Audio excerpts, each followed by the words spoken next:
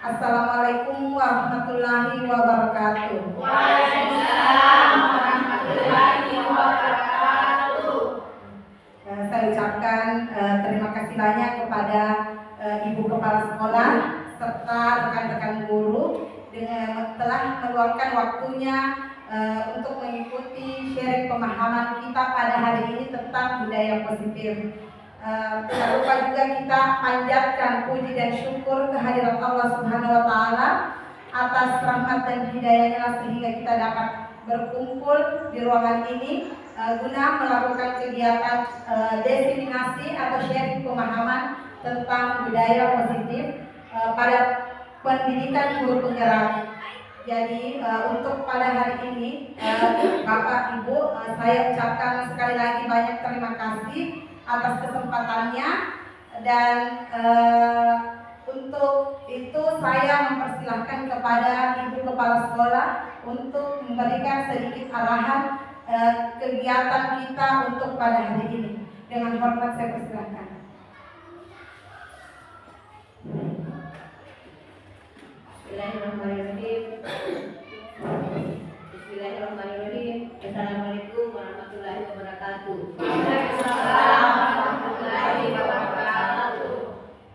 Syukur alhamdulillah kita panjatkan kehadirat Allah Subhanahu wa Ta'ala karena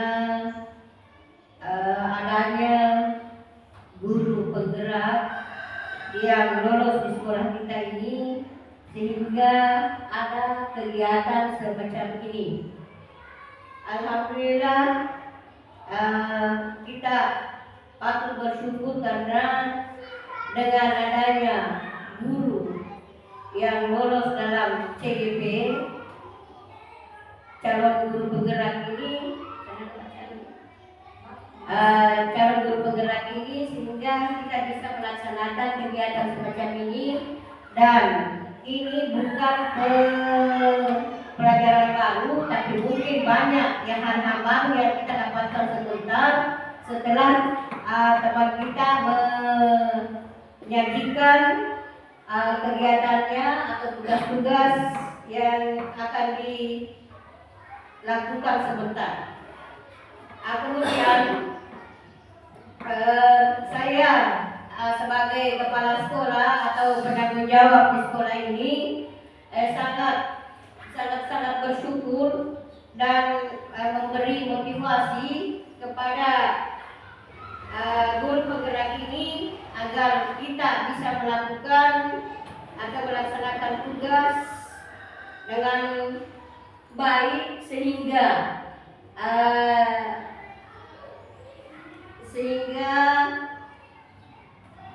kompetensi kita pada saat ini bukan saja pada guru penggerak karena kita ini akan melakukan semacam sharing, kemudian berkolaborasi dengan rekan-rekan pendidik sehingga kita bisa sama-sama mengetahui apa sebenarnya maksud dan tujuan yang kita laksanakan ini hari. Kemudian saya minta kepada guru penggerak ini agar bisa mengimbaskan ke rekan pendidik atau kita semua, utamanya bagi saya sendiri karena ini merupakan hal baru di sekolah kita ini dan kita banyak mengetahui mendengar dari luar bahwa kegiatan guru penggerak ini insyaallah nantinya akan lebih diutamakan karena tidak melalui lagi pelatihan cakep sehingga bisa diangkat menjadi kepala sekolah. Dan ini merupakan langkah awal untuk mendapatkan dan untuk diangkat menjadi kepala sekolah. Kegiatan diseminasi ini yang merupakan diseminasi budaya positif, tentu kita sebagai guru di sini atau tenaga pendidik dan kepala sekolah, saya sangat berharap untuk tujuan kita ini bisa meningkatkan budaya positif peserta didik, karena sekolah sebagai tempat belajar yang membuat siswa kita bisa merasa nyaman, aman, menyenangkan, di mana terjadi proses pembelajaran yang bisa lebih bermanfaat bagi diri peserta didik, dan bagaimana untuk menjalankan tujuan sebagai peserta didik. Dalam hal ini diseminasi positif dengan membantu kita agar peserta didik kita bisa lebih unggul. Insya Allah kalau memang kita mau berbuat, kita mulai dari diri sendiri, kemudian kita mulai dari rekan sejawat, teman, kemudian kita imbaskan ke anak-anak kita supaya bisa melaksanakan kegiatan ini dan bisa menjadi lebih unggul dalam pelaksanaan proses belajar mengajar. Karena kalau kita lihat bahwa budaya positif, di mana di budaya positif ini insya Allah kalau misalnya kita mengatakan budaya positif, maka tidak ada kata tidak, ada negatifnya. Jadi kalau misalnya muncul kata tidak atau bukan, berarti itu mungkin di segi negatif. Tetapi yang kita utamakan di sini tentang budaya positif, maka saya minta kepada guru penggerak utamanya Ibu Hafni, insya Allah kita bisa ke depannya bisa memperlihatkan keberhasilan kita dalam kegiatan-kegiatan apapun yang kita ikuti. Seperti dalam kegiatan-kegiatan ini kita pernah melaksanakan kegiatan selama perayaan. Nah, insya Allah mudah-mudahan kita bisa unggul atau bisa meningkat dari sekarang. Kita mulai dari sekarang insya Allah. Saya kira ini yang saya sampaikan, dan mudah-mudahan bisa kita bekerja sama dengan baik sehingga apa yang kita harapkan atau apa tujuan kita melaksanakan ini insya Allah mudah-mudahan bisa tercapai dengan baik insya Allah. Saya kira itu yang perlu saya sampaikan, dan alhamdulillah yang saya ucapkan dengan wabillahi taufiq wal hidayah. Assalamualaikum warahmatullahi wabarakatuh. Waalaikumsalam warahmatullahi wabarakatuh. Ya, itulah tadi sambutan dari Ibu Kepala Sekolah. Terima kasih Bu. Benar yang dikatakan Ibu Kepala Sekolah bahwa segala sesuatunya yang ingin kita lakukan di sekolah ini tanpa adanya kolaborasi dan kerjasama dengan rekan sejawat dan kepala sekolah, kita tidak bisa mewujudkan semua itu tanpa kebersamaan kita, kerjasama kita Bapak Ibu. Jadi untuk pada hari ini saya ingin memberikan kita sharing pemahaman tentang budaya positif, di mana budaya positif ini sudah kita lakukan, tetapi mungkin ada sebentar materi yang saya berikan ini ada sesuatu yang baru kita pahami bahwa oh seperti ini, padahal kita sudah lakukan, tetapi kita tidak tahu sebenarnya apa ini yang kita lakukan. Ini termasuk materi ini tentang apa. Jadi di sini kita akan berbagi pengalaman Bapak Ibu. Apa yang saya dapatkan di pendidikan guru penggerak, saya juga akan berbagi pengalaman dengan Bapak dan Ibu guru yang ada di sekolah. Ya. Jadi sebelum saya berada di modul 1.4 Bapak Ibu, saya melalui dulu modul 1.1. Jadi ini adalah koneksi antar materi dengan budaya positif, yaitu mulai dari modul 1.1 tentang filosofi Ki Hajar Dewantara. Jadi sebelum itu yang pertama kita pelajari yaitu tentang filosofi KHD, yang menjalankannya budaya positif di sekolah merupakan upaya pencapaian tujuan pendidikan nasional sesuai filosofi KHD, pendidikan yang berpihak pada murid, bersifat menuntun dan mengembangkan sesuai dengan kodrat anak-anak pada zamannya. Jadi ada kodrat itu ada dua, Bapak Ibu, ya saya juga baru dapatkan di guru penggerak bahwa ternyata kodrat anak itu ada kodrat zaman dan kodrat alam. Jadi seperti itu. Sebelumnya saya juga tidak tahu apa itu kodrat zaman dan apa itu kodrat alam. Tapi setelah kita pelajari di modul 1.1, alhamdulillah kita sudah tahu, dan kemarin saya sudah jelaskan di pendampingan individu sebelumnya tentang filosofi KHD. Kemudian kita lanjut di modul 1.2 lagi, yaitu masalah nilai-nilai dan peran guru penggerak. Jadi di sini nilai-nilai dan peran guru penggerak ada kaitannya dengan budaya positif juga Bapak Ibu, yaitu dengan memiliki nilai guru penggerak, maka seorang guru dapat dengan mudah mewujudkan budaya positif di sekolah. Ya. Jadi peran guru penggerak sebagai motor dalam mendorong kolaborasi dan dalam kelas yang akan dijalankan. Seperti itu. Kemudian lanjut lagi di modul 1.3, yaitu yang seperti kemarin pendampingan individu 2, yaitu visi guru penggerak, berkaitan juga dengan budaya positif, yaitu budaya positif merupakan salah satu perubahan yang menjadi visi guru penggerak dalam mewujudkan lingkungan yang nyaman, aman, dan berpihak pada murid.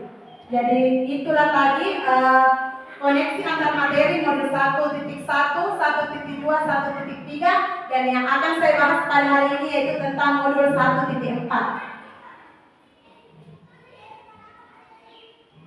Ya, jadi sebelum itu Bapak Ibu, kita rilekskan dulu diri dengan melakukan ice breaking dulu sebelum kita memasuki materi selanjutnya.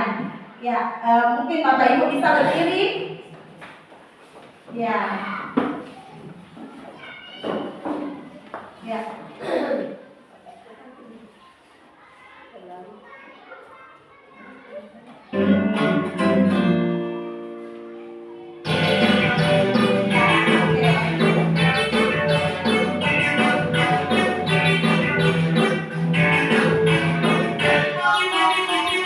Tangan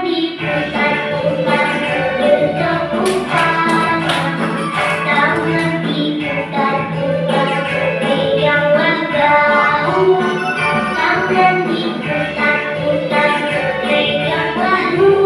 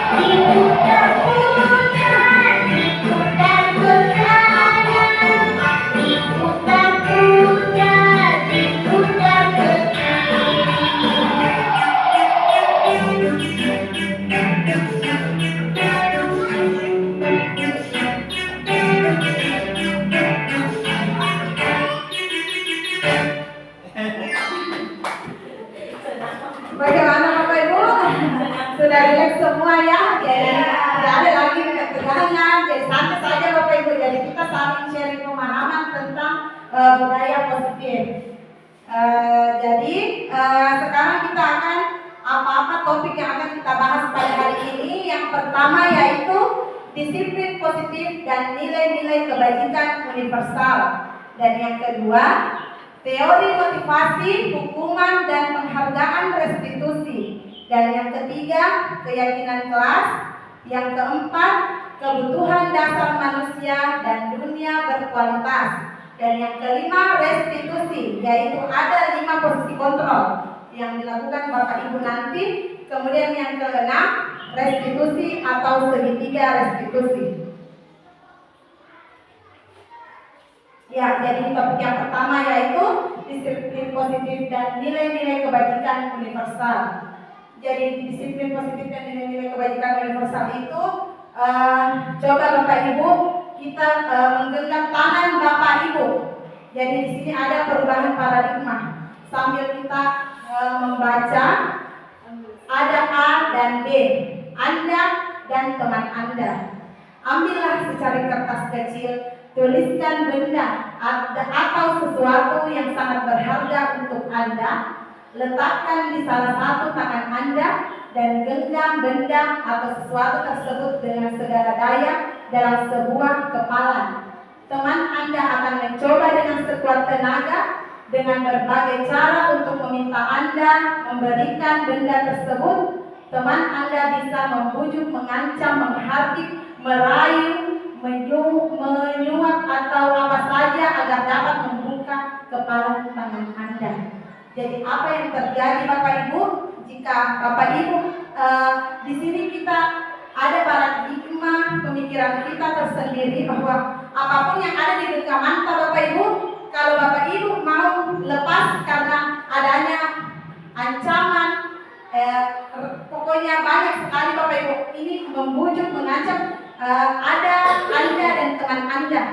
Jadi misalkan Pak Daus dengan Ibu Nurlina, ada keyakinannya Pak Daus dia ingin melakukan sesuatu hal, tetapi ada juga teman yang ingin membuka keinginan dari Pak Daus ini, sehingga apa yang dilakukan Pak Daus entah itu bersifat negatif atau positif, tergantung dari Pak Dausnya. Apakah dia ingin mengubahnya atau tetap dengan keyakinannya.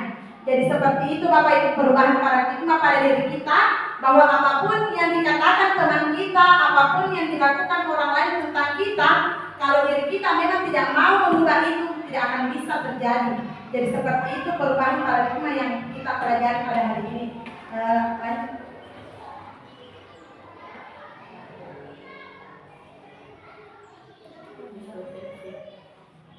Ya, perubahan paradigma ya. Di sini ada miskonsepsi tentang teori kontrol. Yang pertama, ilusi guru mengontrol murid. Jadi pada dasarnya kita tidak dapat memaksa murid untuk berbuat sesuatu jikalau murid tersebut memilih untuk tidak melakukannya.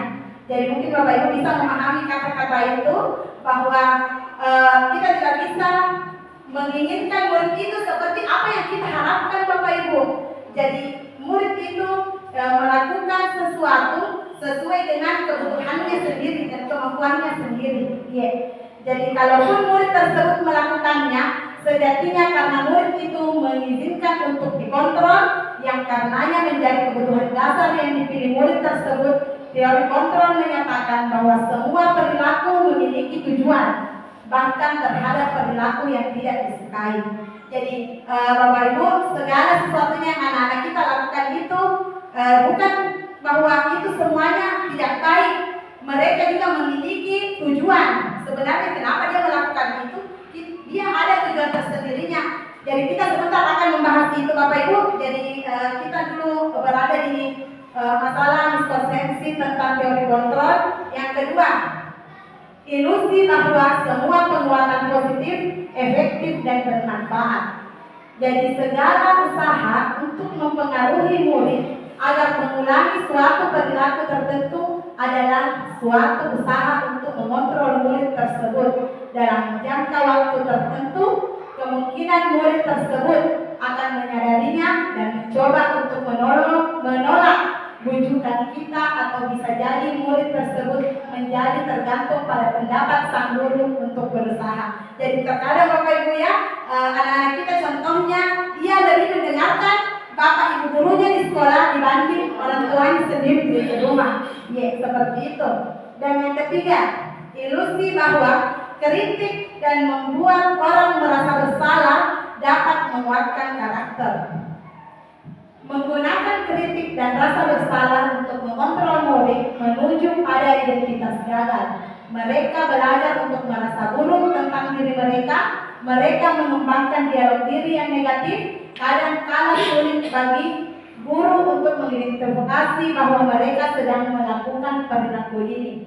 Jadi terkadang Bapak Ibu ya, karena saya sebelum mengikuti guru penggerak ini, jika ada anak-anak yang melakukan kesalahan, saya langsung bilangin, kamu ini begitu mentong. Padahal tidak boleh seperti itu. Jadi tidak boleh itu membuat anak-anak itu merasa bersalah, karena dia akan mengingatnya. Iya, jadi ada hal-hal sebentar yang kita bahas bagaimana cara menangani masalah tersebut. Yang keempat, ilusi bahwa orang dewasa memiliki hak untuk memaksa. Jadi banyak orang mengatakan bahwa orang dewasa itu memiliki hak untuk memaksa. Itu miskonsepsi tentang teori kontrol Bapak Ibu.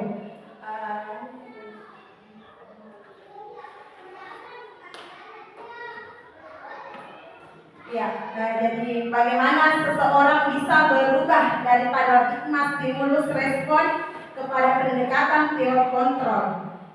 Jadi ini ada menurut Stephen R. Covey, Principle Centric Leadership 1991, bila kita ingin membuat kemajuan perlahan, sedikit-sedikit, ubahlah sikap atau perilaku Anda. Jadi mungkin Bapak Ibu, kita sebelum melakukan hal itu tidak perlu kita menyampaikan kepada rekan bahwa Bapak Ibu harus begini. Saya yang harus memberikan dulu contoh apa yang harus kita lakukan.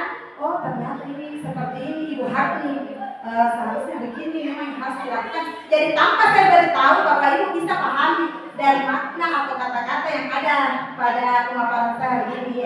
Jadi maka kita perlu mengubah kerangka ajaran kita. Jadi seperti itu Bapak. Jadi kita merubah diri kita dari diri kita sendiri. Bagaimana memperbaiki cara-cara utama kita, maka kita perlu mengubah kerangka ajaran kita. Ubahlah bagaimana Anda melihat dunia, bagaimana Anda berpikir tentang manusia. Ubahlah paradigma Anda, skema pemahaman dan penjelasan aspek-aspek tertentu tentang realitas. Iya, jadi itu tadi menurut Stephen. Sekarang ini contoh perubahan paradigma, ada stimulus respon dan teori kontrol pilihan. Iya, teori kontrol pilihan. Yang pertama, stimulus responnya kita mencoba mengubah orang agar berpandangan sama dengan kita. Jadi itu stimulus responnya. Sedangkan teori kontrolnya, kita berusaha memahami pandangan orang lain tentang dunia. Jadi kalau dipikirkan sama-sama pandanganku, tetapi menurut teori kontrol pilihan itu ada yang berusaha memahami. Iya, jadi kita berusaha memahami pandangan orang lain tentang dunia. Yang kedua, perilaku buruk dilihat sebagai suatu kesalahan. Jadi teori kontrolnya, semua perilaku memiliki tujuan. Jadi orang lain bisa mengontrol saya, stimulus respon. Yang ketiga, hanya Anda yang bisa mengontrol diri Anda. Jadi orang lain bisa mengontrol saya, tetapi dalam teori kontrol hanya Anda yang bisa mengontrol diri Anda. Kemudian stimulus respon yang kelima, pemaksaan ada pada saat bujukan gagal. Teori kontrolnya, kolaborasi dan konsensus menciptakan pilihan-pilihan. Iya, itulah tadi stimulus respon dan teori kontrol, teori pilihan, kemudian dari perubahan paradigma. Sekarang makna kata disiplin. Jadi Bapak Ibu, kita semua tahu bahwa disiplin itu berasal dari bahasa Latin discipline, yang artinya belajar. Kata disiplin juga berasal dari kata akar, kata yang sama dengan disiplin menjadi seorang murid atau pengikut, seorang harus paham betul alasan mengapa mereka mengikuti suatu aliran atau ajaran tertentu, sehingga motivasi yang terbangun adalah motivasi intrinsik, bukan ekstrinsik. Makna asal dari kata ini berkonotasi dengan disiplin diri dari murid-murid Socrates dan Plato. Disiplin diri membuat seorang menggali potensinya menuju sebuah tujuan, sesuatu yang dihargai dan bermakna. Jadi belajar tentang disiplin positif tidak harus dengan memberikan hukuman. Jadi jangan memberikan kasih hukuman supaya dia akan berubah.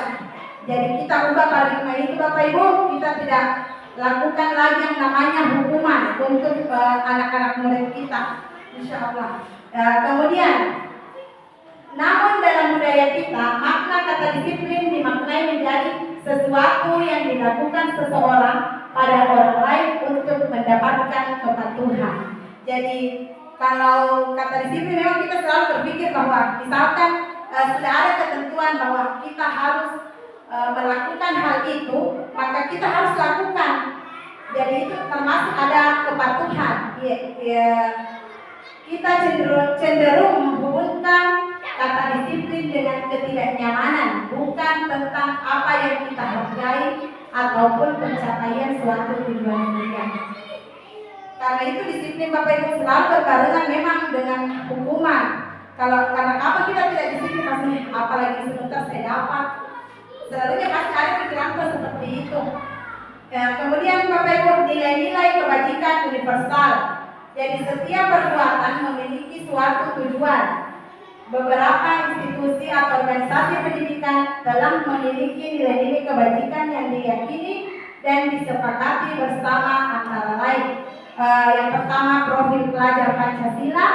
Yang kedua, Ibu Primary Year Program. Jadi ini Bu ada semua, nanti saya bagikan file-filenya tentang ini, tentang Ibu Primary Year Program, 9 pilar karakter, petunjuk seumur hidup dan keterampilan hidup, the 7 essential virtues, dan the virtues project, proyek-proyek nilai kebajikan. Jadi nilai-nilai kebajikan yang diinginkan untuk dicapai oleh seorang anak di Indonesia adalah sebagaimana yang termaktub dalam dimensi profil pelajar Pancasila. Ada Bapak Ibu yang masih ingat profil pelajar Pancasila? Yang pertama, beriman. Iya. Bisa mungkin Bu Ima, profil pelajar Pancasila. Beriman, bertakwa kepada Tuhan Yang Maha Esa dan berakhlak mulia. Yang kedua, mandiri. Yang ketiga, bernalar kritis. Yang keempat, kebinekaan global. Dan yang kelima, gotong royong. Dan yang keenam itu adalah kreatif. Terima kasih Bu. Iya, betul sekali Bu. Jadi itulah saya kira kita sudah lakukan semua ini Bapak Ibu, karena kita sudah berada di kurikulum Merdeka Belajar, yaitu profil pelajar Pancasila, yaitu beriman dan bertakwa kepada Tuhan Yang Maha Esa dan berakhlak mulia, mandiri, bernalar kritis, berkebinekaan global, bergotong royong, dan kreatif. Ya, itulah nilai-nilai kebajikan universal. Lanjut ke topik kedua, teori motivasi, hukuman dan penghargaan dan restitusi. Jadi topik kedua, teori motivasi perilaku manusia. Yang pertama, untuk menghindari ketidaknyamanan atau hukuman. Jadi apa yang akan terjadi apabila saya tidak melakukannya? Itulah saya tadi katakan Bapak Ibu bahwa teori motivasi itu biasanya karena kita takut akan hukuman. Jadi ada juga motivasinya bahwa saya takut dihukum, ya, maka dia cepat melakukan hal itu. Itu adalah motivasi eksternal. Sedangkan yang kedua, untuk mendapatkan imbalan atau penghargaan dari orang lain.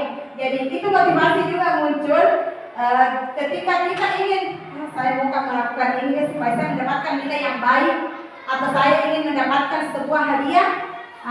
Itu juga termasuk motivasi eksternal. Dan yang ketiga adalah motivasi internal. Untuk untuk menjadi orang yang mereka inginkan dan menghargai diri sendiri dengan nilai-nilai yang mereka percaya. Jadi ini adalah motivasi internal. Saya akan menjadi orang yang seperti apa bila saya melakukannya. Jadi ini motivasinya dari dalam Bapak Ibu. Jadi tidak ada yang ingin kita mau dapat, tidak ada juga hukuman yang kita takutkan. Tetapi itu memang dorongan besar. Karena itu kewajiban saya, tanggung jawab saya. Jadi saya harus hadir, saya harus datang. Misalkan seperti itu Bapak Ibu. Jadi itu ada 3 teori motivasi untuk perilaku manusia. Ada motivasi eksternal dan ada motivasi internal. Kemudian dihukum oleh penghargaan. Bahwa penghargaan berlaku sama dengan hukuman. Dalam artian bahwa meminta atau membujuk seseorang melakukan sesuatu untuk memenuhi suatu tujuan tentang dari orang yang meminta atau membujuk dorongannya eksternal dan akan ada fakta ketergantungan. Beberapa dampak dari pemberian penghargaan: yang pertama, pengaruh jangka pendek dan jangka panjang. Yang kedua, penghargaannya tidak efektif. Yang ketiga, penghargaan merusak hubungan. Yang keempat, penghargaan mengurangi ketepatan. Yang kelima, penghargaan menurunkan kualitas. Yang keenam, penghargaan mematikan kreativitas. Yang ketujuh, penghargaan hukuman. Yang kedelapan, penghargaan mengurangi motivasi dari dalam diri atau intrinsik.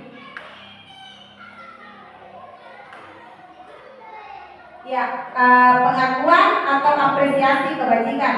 Jadi bentuk program kebajikan ini Bapak Ibu, dalam memberikan apresiasi atau pengakuan perlu diingat beberapa hal. Yang pertama, beri pengakuan secara khusus. Dan yang kedua, beri pengakuan secara pribadi. Yang ketiga, beri pengakuan kepada semua murid secara bergantian. Yang keempat, beri pengakuan secara konsisten. Yang kelima, fokus pada proses. Jadi ini contoh pengakuan apresiasi kebajikan. Yang pertama, pembuka. Kemarin saya perhatikan nilai kebajikannya apa? Rasa empatimu besar sekali, karena dia memperhatikan. Berarti nilai kebajikannya dia rasa empati. Iya betul. Situasi pada saat menolong murid di kelas itu. Jadi contohnya Bapak Ibu, ada anak murid kita, anak didik kita menolong temannya, tapi kita memperhatikan ini anak memiliki rasa empati. Jadi dia sudah ada di dalam nilai-nilai kebajikan universal tentang budaya positif, nilai kepedulian, rasa tanggung jawab, itu adalah kejujuran, itu semua adalah nilai-nilai universal budaya positif.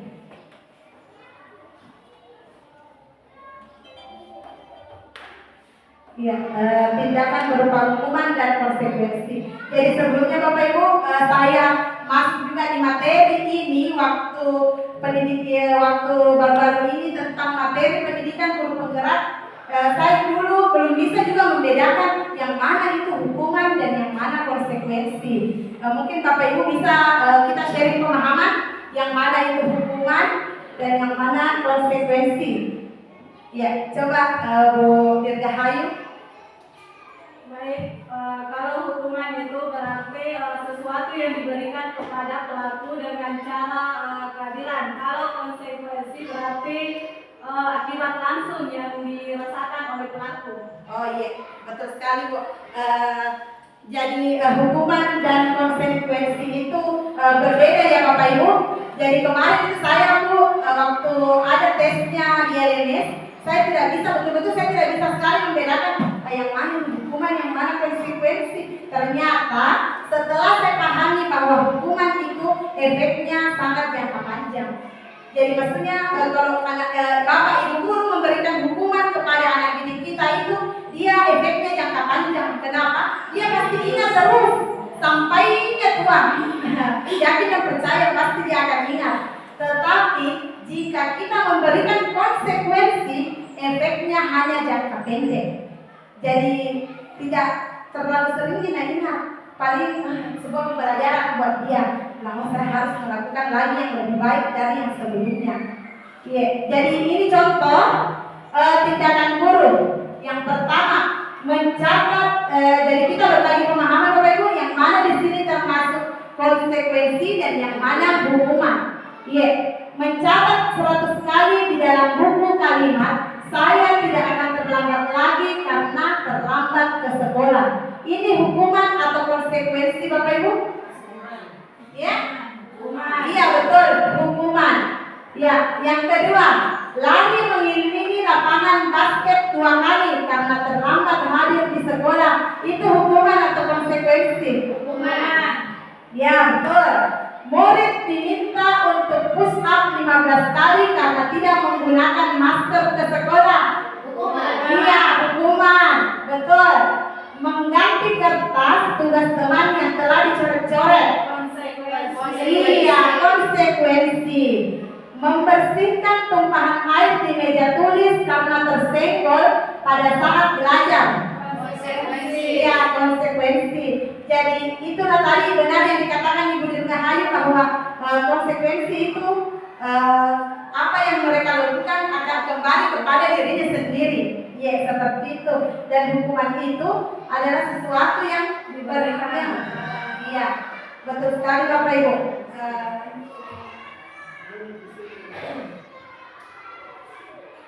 Ya, inilah tadi perbedaannya hukuman dengan konsekuensi yang kita tadi sudah sama-sama sharing tentang yang mana itu hukuman dan konsekuensi.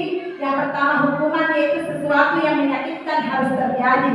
Ya, konsekuensi sesuatu yang harus terjadi.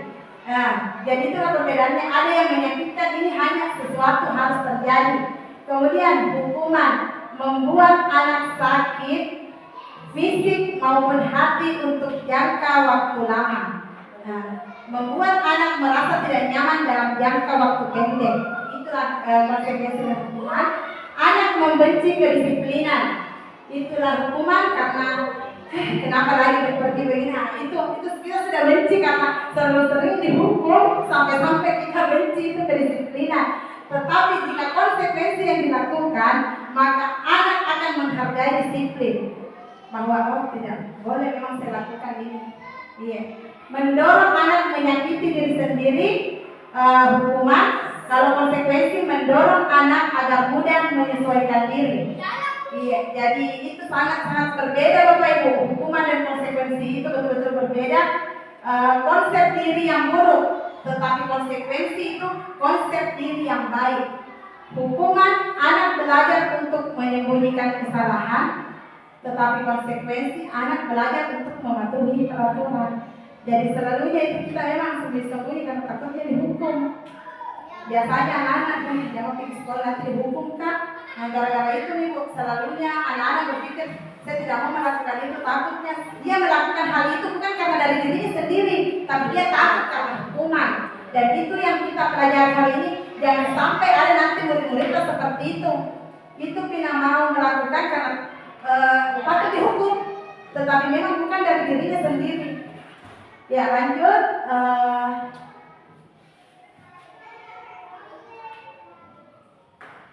Apa itu ya restitusi? Ya, ini Bapak Ibu, ini restitusi itu nanti ada sebentar materinya tentang segitiga restitusi, tapi ini kita dulu membahas tentang restitusi. Restitusi adalah proses menciptakan kondisi bagi murid untuk memperbaiki kesalahan mereka sehingga mereka bisa kembali pada kelompok mereka dengan karakter yang lebih kuat. Jadi ini betul-betul kata restitusi mungkin kalau saya Bapak Ibu sangat baru saya dengar ini kata restitusi. Nanti di guru penggerak baru saya mendengar ada kata restitusi. Ternyata restitusi ini yaitu menciptakan kondisi bagi murid untuk memperbaiki kesalahan yang anak didik kita lakukan dengan memberikannya solusi untuk lebih baik ke depannya. 9 ciri-ciri restitusi. Yang pertama, bukan untuk menebus kesalahan, namun untuk belajar dari kesalahan. Yang kedua, memperbaiki hubungan. Yang ketiga, tawaran bukan paksaan.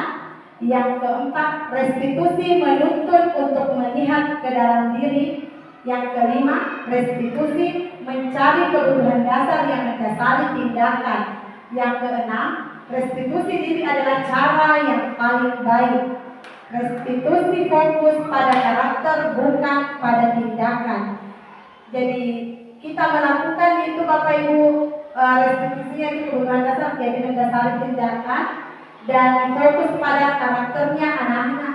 Jadi memang itu karakter anak-anak sangat berbeda.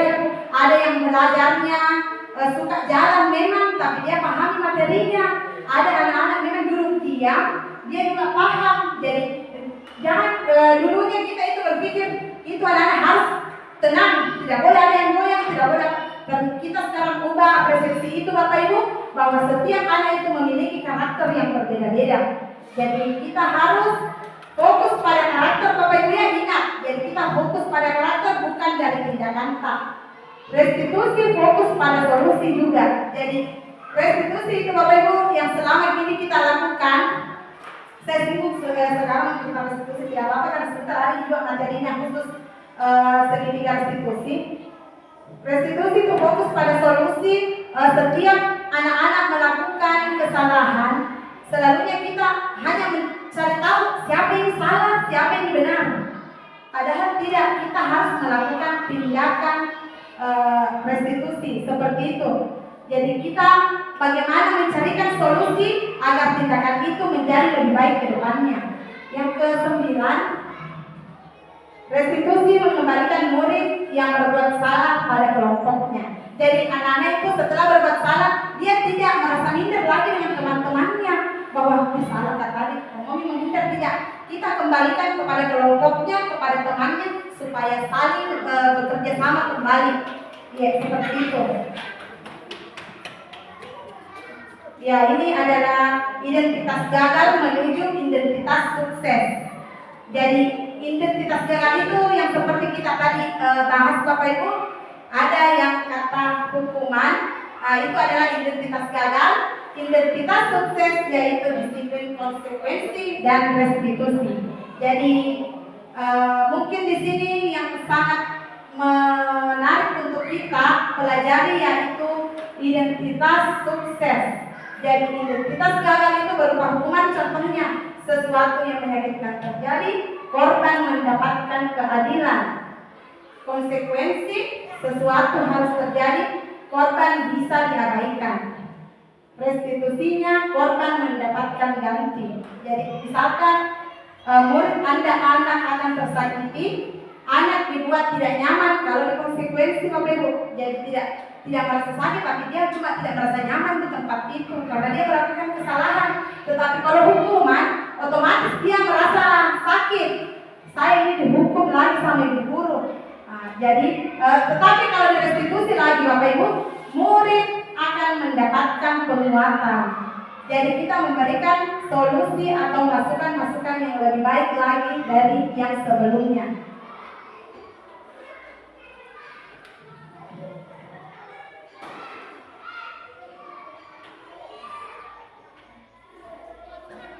Ya, topik ketiga, keyakinan kelas. Saya kira Bapak dan Ibu guru di sekolah kita ini sudah semua melakukan keyakinan kelas sebelum kita melakukan proses belajar mengajar di kelas. Jadi setiap kelas seperti kita yang ada pada di depan Ibu, yaitu peraturan-peraturan ruang kelas, semua ada ya di kelas kita. Alhamdulillah di sekolah kita sudah melakukan ini. Cuma kita akan membahas sedikit mengapa tidak peraturan saja, kenapa harus keyakinan. Mengapa kita memiliki peraturan-peraturan? Harus menggunakan helm bila mengendarai kendaraan roda 2. 3M menggunakan, ini contoh peraturan-peraturan di luar dari lingkungan yang biasa kita dengarkan. Kita harus pakai helm ketika mengendarai motor. Yang kedua, pada saat pandemi kemarin yaitu menggunakan masker, mencuci tangan, dan menjaga jarak. Kemudian yang ketiga, harus datang tepat waktu pada saat mengikuti pelatihan. Untuk mendukung motivasi intrinsik, kembali ke nilai keyakinan untuk lebih menggerakkan seseorang dibanding mengikuti serangkaian peraturan-peraturan. Jadi lebih lebih dalam lagi kalau keyakinan dibanding peraturan.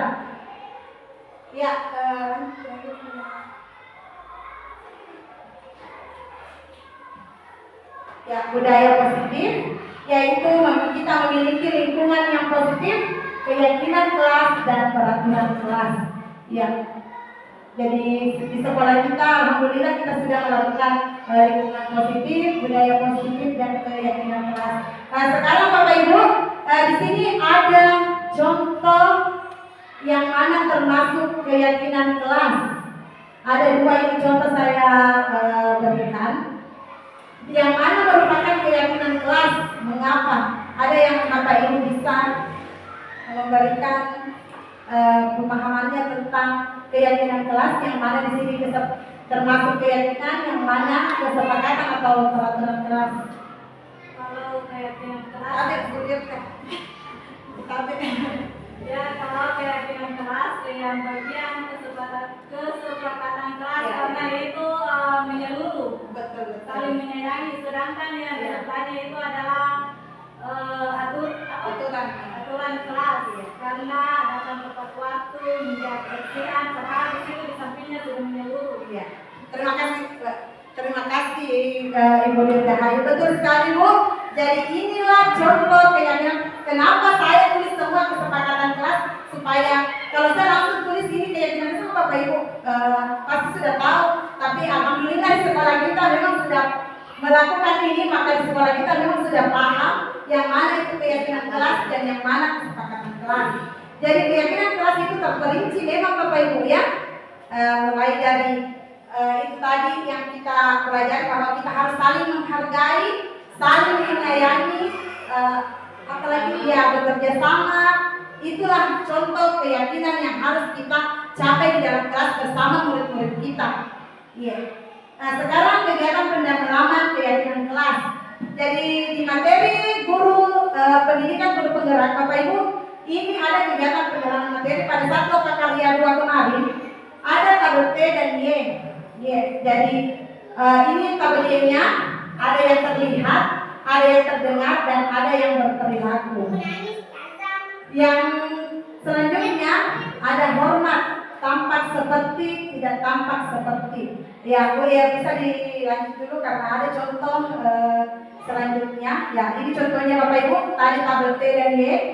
Jadi terlihat berempati terhadap perasaan orang lain, memegang barang milik orang lain hanya dengan izinnya, mendengarkan dengan seksama, senantiasa berbuat baik dan berbagi. Itu yang terlihat, karena dilihat memang dia berbagi, dilihat. Sedangkan yang terdengar, satu orang berbicara, yuk saya bantu. Nah, tidak terlihat, tapi dia hanya menggunakan kata-kata. Kita mendengarnya saja.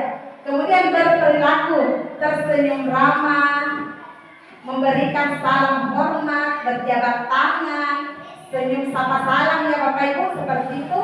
Memberikan ruang bekerja, postur tubuh yang tenang. Nah, sekarang ini ada tampak seperti dan tidak tampak seperti. Jadi misalkan contoh hormatnya itu datang tepat waktu. Tidak tampak seperti sering hadir terlambat. Tampak seperti menyapa teman dan guru setiap hari. Tampak tidak sepertinya tak acuh kepada teman dan guru. Jadi ini ada yang tidak tampak, ada yang tampak. Ya, seperti itu. Selanjutnya ini ada lagi tentang peraturan dan keyakinan kelas. Ya, inilah tadi Bapak Ibu rangkuman dari peraturan, yang mana itu peraturan dan mana keyakinan. Selalu dikembalikan buku ke tempatnya. Dilarang mengganggu orang lain. Harus di sekolah 15 menit sebelum pembelajaran dimulai. Itulah yang dikatakan peraturan kelas. Sedangkan keyakinan kelas yaitu tanggung jawab, menghormati orang lain, keselamatan, kesehatan, dan menghormati orang lain. Ya, ini keyakinan kelas, keyakinan sekolah yang bersiklus, bersih, elok, ramah, sehat, indah, kreatif, luhur, dan unggul. Ya, yang jadi sifat hormat dan keyakinan kelas itu seperti apa? Setiap anggota kelas perlu saling menghormati dan merasa aman. Yang kedua, tekun bekerja. Setiap anggota kelas perlu menjadi dirinya yang terbaik, diterima dan dimiliki. Setiap anggota kelas perlu saling membantu. Jadi itu yang harus kita terapkan Bapak Ibu di sekolah kita, baik di dalam kelas maupun di luar kelas. Ya, ini contoh tindakan restitusi.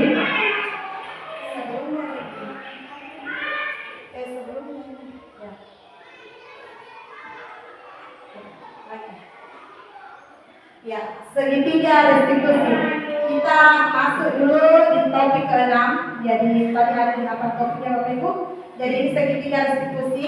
Segitiga restitusi adalah suatu proses dialog yang dijalankan oleh guru atau orang tua agar dapat menghasilkan murid yang mandiri dan bertanggung jawab. Jadi segitiga restitusi Bapak Ibu yang perlu kita betul-betul ini ingat, karena ini yang kita akan lakukan sekarang, mulai dari sekarang, bahwa kita harus menstabilkan dulu identitas, kemudian validasi tindakan yang salah, yang ketiga menanyakan keyakinan. Jadi di sini saya akan memperlihatkan video restitusi yang pernah saya lakukan Bapak Ibu pada akhir-akhir ini. Pada kita buka video. Ya, ini contoh menstabilkan identitas. Silakan Bapak Ibu. Kenapa ini terlalu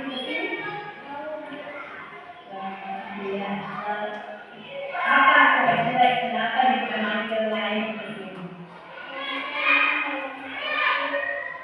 Oh iya, tadi ini makan dalam perbuatan main itu alat atau benar?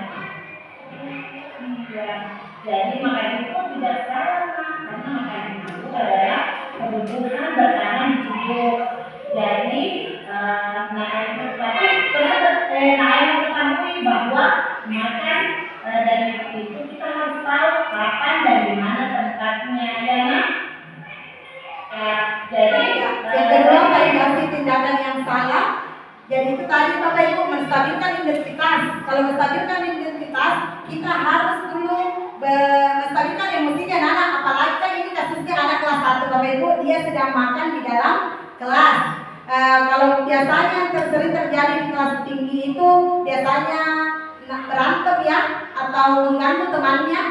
Kita panggil dulu itu anak yang ganggu temannya, tapi jangan langsung menyalahkan, tetapi menanyakan dulu, menstabilkan dulu emosinya. Jangan sampai dia emosi, dia tidak ingin mengutarakan apa sebenarnya masalahnya, sehingga kita langsung saja memberikan bahwa kamu memang salah. Tidak boleh seperti itu ya Bapak Ibu. Nah, ini sekarang yang validasi tindakan yang salah.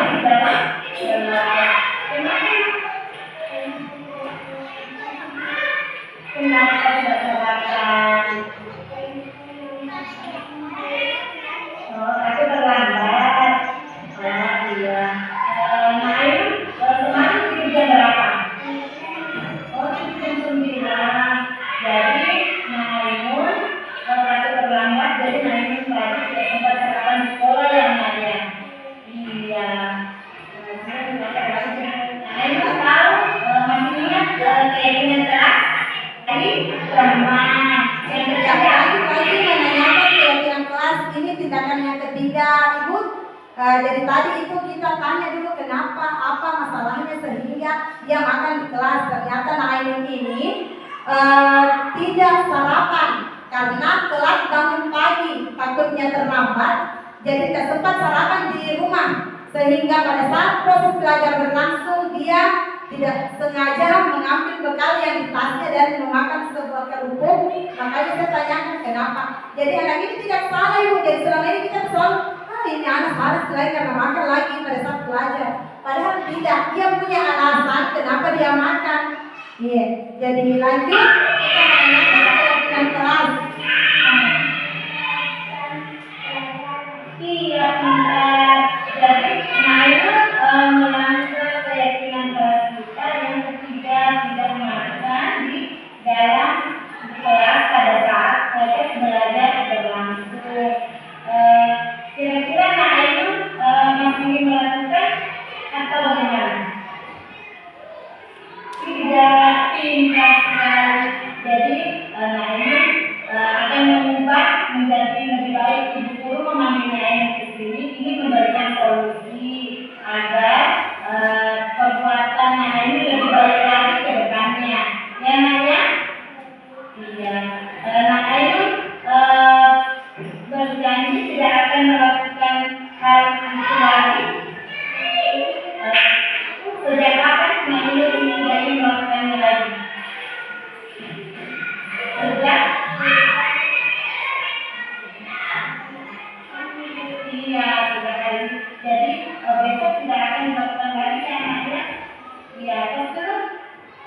Ya, jadi itulah tadi cara kegiatan segitiga restitusi Bapak Ibu. Yang pertama menstabilkan identitas, yang kedua validasi tindakan yang salah, yang ketiga menanyakan keyakinan. Jadi mungkin Bapak Ibu bagaimana caranya menstabilkan identitas. Jadi ada pertanyaan-pertanyaan khusus memang yang ditanyakan kepada anak didik kita. Yang pertama, setiap orang pasti pernah melakukan kesalahan. Yang kedua, kamu bukan satu-satunya yang pernah melakukan ini, nak. Jadi kita harus mengingat itu Bapak Ibu ya. Yang kedua, validasi tindakan yang salah. Kamu tentu punya alasan mengapa melakukan itu. Ya. Yang kedua, ada cara yang efektif untuk mendapatkan apa yang kamu butuhkan. Yang ketiga, menanyakan keyakinan kelas. Jadi kan di kelas kita masing-masing sudah ada memang keyakinannya, keyakinan kelas Pak. Jadi bisa diingatkan kembali keyakinan apa yang anak-anak langgar pada saat dia melakukan kesalahan. Iya, jadi keyakinan kelas apa yang kita telah sepakati, kemudian kamu ingin menjadi orang yang seperti apa?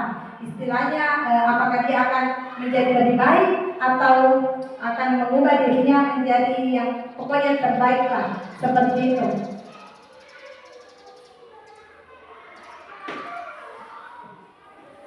Ya, itu tadi Bapak Ibu, ini menstabilkan identitas, guru berkata, ada juga memvalidasi kebutuhan dan menanyakan keyakinan kelas. Ya, jadi itu tadi sudah ada contohnya. Sekarang kita akan refleksi kegiatan kita pada hari ini. Yang pertama, perasaan apa yang muncul selama mengikuti sesi ini, khususnya mengenai makna disiplin positif dan motivasi intrinsik dan eksternal. Ada yang bisa Bapak Ibu refleksi ya? Coba Bu Maria.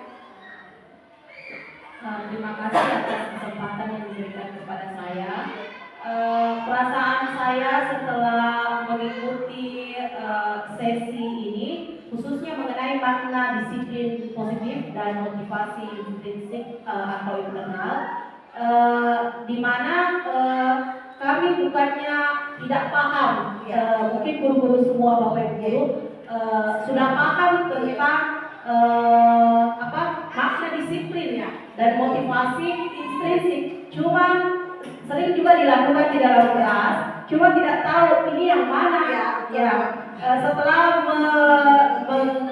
mengikuti sesi ini, alhamdulillah penguatan untuk kami terhadap anak-anak untuk tampil di depan kelas, khususnya untuk karakternya anak-anak itu lebih mendalam buat kami. Khusus dari saya ucapkan terima kasih kepada Ibu Hakti telah melakukan sesi berbagi kepada kami. Itu yang saya sempat sampaikan. Terima kasih. Ya, terima kasih kembali Bapak Ibu Nurbi Mania atas refleksi kita hari ini. Yang kedua, posisi kontrol apakah sebelumnya yang kita lakukan sebelum mempelajari tentang disiplin positif. Jadi posisi kontrol kita sebelumnya Bapak Ibu, apakah Bapak Ibu selama ini yang saya lakukan sebelum mengikuti kegiatan guru penggerak, saya itu biasanya menjadi penghukum atau sebagai teman dengan pendidikan didik saya, murid saya. Tetapi setelah mengikuti kegiatan guru pendidikan guru penggerak, saya tahu bahwa kita sebaiknya posisi kontrol kita sebaiknya seorang manajerial. Jadi kita harus betul-betul melihat karakter atau karakter setiap murid kita, bahwa setiap murid itu sangat berbeda-beda semua karakternya Bapak Ibu. Ya, lanjut kita ada kesimpulan untuk materi kita pada hari ini tentang disiplin positif, yaitu dalam penerapan program disiplin positif hendaknya guru memiliki standar kepribadian profesional dan sosial yang baik, di mana guru mampu merefleksi dirinya dalam posisi kontrol saat ini, bagaimana perjalanan dirinya sebagai among atau manajer yang menuntun murid-muridnya menjadi insan yang mandiri merdeka dan bertanggung jawab sesuai dengan standar nasional pendidikan. Ya, itulah tadi sharing pemahaman diseminasi kita pada hari ini tentang budaya positif. Sekali lagi saya ucapkan banyak terima kasih atas kesempatan yang diberikan kepada saya. Terima kasih kepada Bapak Ibu. Sebelum saya menutup kegiatan ini, saya ingin memberikan dulu kesempatan kepada Ibu Kepala Sekolah ingin merefleksi kegiatan kita hari ini. Terima kasih atas kesempatan yang diberikan, dan insya Allah kalau kita lihat dari refleksi dan menurut apa yang kita dengar tadi dari pendapat Ibu Rolimania, bahwa dia sudah bisa merasakan perasaan yang muncul dari apa yang kita dapatkan selama ini. Insya Allah kita bisa lakukan, tetapi namun kita belum bisa membedakan yang mana, yang pertama mana hukuman, mana konstitusi, kemudian pada hari ini kita sudah lakukan semuanya, namun kita belum bisa bedakan. Dan alhamdulillah saya sebagai kepala sekolah, kalau misalnya semua guru sudah menyadari bahwa begini modelnya antara hukuman dan konsekuensi, maka insya Allah dalam sekolah kita ini sudah termasuk aman. Dan kenapa saya katakan aman? Karena kita lihat bahwa pada perasaan kita pada saat ini yang muncul, kita sudah tahu semua apa-apa yang perlu kita lakukan. Kemudian dan insya Allah mudah-mudahan bagi rekan pendidik yang lain supaya bisa insya Allah nantinya bisa masuk semua menjadi guru penggerak. Amin. Saya kira itu yang saya perlu simpulkan, Bu, bahwa insya Allah mudah-mudahan kita nanti bisa ikut semua dan lolos bisa melaksanakan, dan alangkah bagusnya kalau misalnya semua sudah menjadi guru penggerak dan meninggalkan sekolah menjadi kepala sekolah semua. Insya Allah. Terima kasih Ibu Kepala Sekolah atas refleksinya untuk kegiatan kita hari ini. Alhamdulillah, semoga apa yang saya sampaikan pada hari ini bermanfaat untuk saya dan bermanfaat untuk rekan-rekan guru semua. Terima kasih sekali lagi saya ucapkan atas waktunya Bapak Ibu. Hidup kita adalah ciptaan pikiran kita. Jadi itu yang saya hanya saya berikan. Saya tutup dengan ucapan alhamdulillahirabbil alamin. Assalamualaikum warahmatullahi wabarakatuh.